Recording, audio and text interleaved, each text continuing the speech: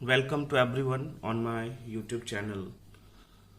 आज का जो टॉपिक है वो finding rational numbers between two given rational numbers, और ये क्लास 8 और 9 के लिए कॉमन है क्योंकि ये दोनों ही क्लास में इस तरीके के क्वेश्चंस पूछे जाते हैं। तो मैं कुछ एग्जाम्पल की सहायता से आप लोगों को ये टॉपिक समझाने की कोशिश करूंगा, जिसमें जो पहला आप एग्जाम्पल देख रहे हैं कि find a rational number line between 3/8 and 2/5। तो इस एग्जाम्पल में केवल हमें एक ही रैशनल नंबर लिखने को कह रहा है। तो जब हमें एक रैशनल नंबर लिखने को कहे तो हम पहले रैशनल नंबर को x और दूसरे रैशनल नंबर को y एज्यूम करते हैं, और फिर उसके बाद एक जो फॉर्मूला है कि 1/2 इंटू एक्स प्लस वाई, इस फॉर्मूले पर हम इसे इंसर्ट करते हैं। और सॉरी 1/2, x का वैल्यू 3/8 और y का वैल्यू 2/5, और इसे जब सॉल्व करते हैं तो इस फॉर्म में आता है 1/2 इंटू 15 प्लस 16/40। आप सिंपली यहाँ से इसका एलसीएम लेंगे और एलसीएम लेने के बाद 8 से 40 में डिवाइड करेंगे, 5 टाइम्स में 3 से मल्टीप्लाई करेंगे 15, और 5 8 जा 40, 8 2 जा 16, और यहाँ से आप कैलकुलेट करेंगे तो 31/40। और अब इस 1/2 और 31/40 को मल्टीप्लाई करने के बाद 31/80 आता है, और इस प्रकार से 31/80 एक रैशनल नंबर है जो 3/8 एंड 2/5 के बीच लाई करेगा।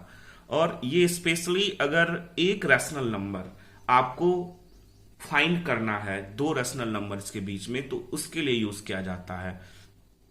और एक चीज जो नोट करने वाली चीज है कि अक्सर पूछा जाता है कि दो रैशनल नंबर्स के बीच हम कितने रैशनल नंबर को लिख सकते हैं। तो दो रैशनल नंबर के बीच हम अनलिमिटेड रैशनल नंबर्स को लिख सकते हैं। और जो दूसरा मेरा है कि find 5 rational number between 3/7 and 5/7, ये दूसरा एग्जांपल है। और यहां पर आपको देखने को मिल रहा है कि 5 रैशनल नंबर्स आपको फाइंड करना है। तो अगर इस क्वेश्चन में देखें तो यहां पर जो दो फ्रैक्शन लिखा हुआ है 3/7 एंड 5/7, या जो रैशनल नंबर लिखा हुआ है, इस दोनों का ही डिनोमिनेटर 7 है, जो डिनोमिनेटर सेम है।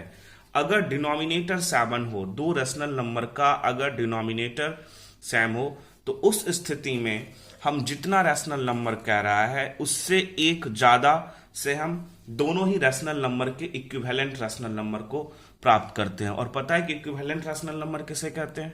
कि 2 और more than 2 rational numbers are said to be equivalent if they present the same part. दो या दो से अधिक रैशनल नंबर इक्विवेलेंट कहलाएंगे यदि वो दोनों एक ही हिस्से को रिप्रेजेंट करते हैं। और एक रूल है कि हम किसी भी रैशनल नंबर का इक्विवेलेंट रैशनल नंबर लिखने के लिए हम उस दिए गए नंबर को न्यूमरेटर और डिनोमिनेटर को सेम नंबर से मल्टीप्लाई करते हैं, या अगर सेम नंबर से न्यूमरेटर और डिनोमिनेटर डिविजिबल है तो हम उस नंबर से डिवाइड भी करते हैं। तो यहां पे हम क्या करेंगे, कन्वर्ट करेंगे। We convert 3/7 and 5/7 into equivalent numbers by multiplying numerator and denominator by n+1, that means 6, because n is 5। और n क्या है कि कितने रैशनल नंबर हमें फाइंड करना है, वही मेरा n है। और इस कंडीशन में हम फिर आगे देखते हैं कि यहां पर 3/7 into 6/6 equal to 18/42, and 5 into 6/7 into 6 equal to 30/42। अब जो एक चीज देखने को है यहां पर कि हम देखते हैं कि जो मेरा डिनोमिनेटर है वो दोनों ही सेम हो जाता है, दोनों का डिनोमिनेटर 42 है, और इसके न्यूमरेटर का रेंज 18 to 30 हो जाता है। यानी हम 18 से 30 की तरफ बढ़ते हुए किसी भी नंबर को इंसर्ट कर सकते हैं, और जिस कंडीशन में मेरा डिनोमिनेटर हर समय 42 होगा। तो यहां पे हम देखते हैं कि जो 5 रैशनल नंबर बिटवीन 3/7 एंड 5/7 जो मैंने लिखा है 19/42, 20/42, 21/42, 23/42 एंड 24/42। आप चाहें तो पीछे से लिख सकते हैं 30 से जस्ट पहले 29/42, 28/42, 27/42, 26/42, 25/42, वो भी सही होगा। और एक चीज यहां पर देख रहे होंगे कि 20/42 है। आप अगर इसे कैंसिल कराना चाहे तो आप इसे कैंसिल भी करा सकते हैं, 10/21 लिख सकते हैं, इसे 1/2 लिख सकते हैं, और फिर इसे 6/7 भी लिख सकते हैं। अगर ये कैंसिल कराना चाहते हैं तो आप कैंसिल भी करा सकते हैं। तो ये था, ये रूल हम उसके लिए अप्लाई मैनली करते हैं जिसके डिनोमिनेटर सेम होते हैं। अब जो तीसरा जो एक एग्जांपल, हम तीसरे एग्जांपल की तरफ देखते हैं, इसमें हमें लिखा हुआ है कि find 5 rational numbers between 3/5 and 2/3। और इस एग्जांपल में देखते हैं कि डिनोमिनेटर्स दोनों ही नंबर के डिफरेंट हैं। तो हम जो पिछला 2 रूल हम लोगों ने पढ़ा है, लगभग वो पिछले क्लास से पढ़ते चले आए हैं, जो स्पेशली 9th क्लास में आके हम लोग इस रूल को पढ़ते हैं। और इस रूल की खासियत ये है कि हम इस रूल की सहायता से किसी भी नंबर के बीच में रैशनल नंबर प्राप्त कर सकते हैं। अब जैसे यहां पे देखिए कि find 5 rational number between 3/5 and 2/3 देकर रखा है, तो हम पहले को x मानते हैं और दूसरे को y मानते हैं। और एक चीज का ये भी ध्यान रखना है कि जो x का जो वैल्यू होगा वो स्मॉलर रैशनल नंबर होगा और y का जो वैल्यू होगा वो ग्रेटर रैशनल नंबर होगा। आप यहां से कंपेयर करके देख सकते हैं, 3 3 9, 5 2 10। तो यानी इसका जो वैल्यू होता है, इसके नीचे जो वैल्यू आता है वो 9 आता है और इसके नीचे जो वैल्यू आता है 10 आता है। और मैंने प्रीवियस क्लास में आपको बताया है कि क्रॉस मल्टीप्लीकेशन हम पहले इसको करके लिखते हैं फिर इसको, और जिसके नीचे में वैल्यू जो छोटा आता है उधर का फ्रैक्शन छोटा होगा। और अगर rational number suppose standard form में नहीं हो, निगेटिव साइन नीचे लगा हो, तो उस कंडीशन में हम पहले निगेटिव साइन को न्यूमरेटर के ऊपर में ट्रांसफर कर देते हैं, फिर क्रॉस मल्टीप्लीकेशन करते हैं।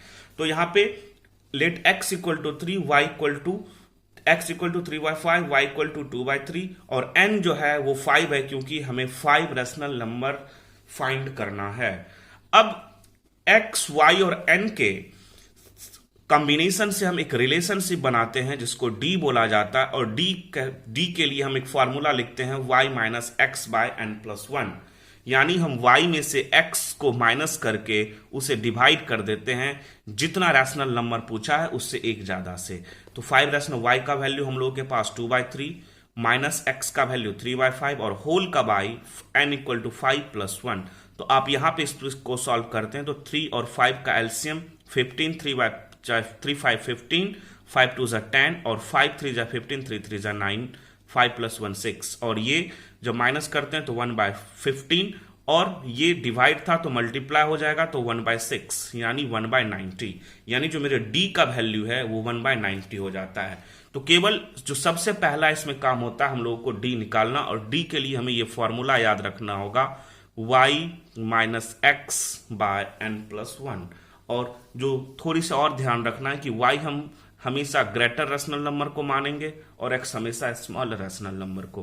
अब जो है कि so the 5 rational number between 3/5 and 2/3 are, हम इस तरीके से कर सकते हैं कि x प्लस डी, पहला जो रैशनल नंबर होगा वो मेरा x प्लस डी।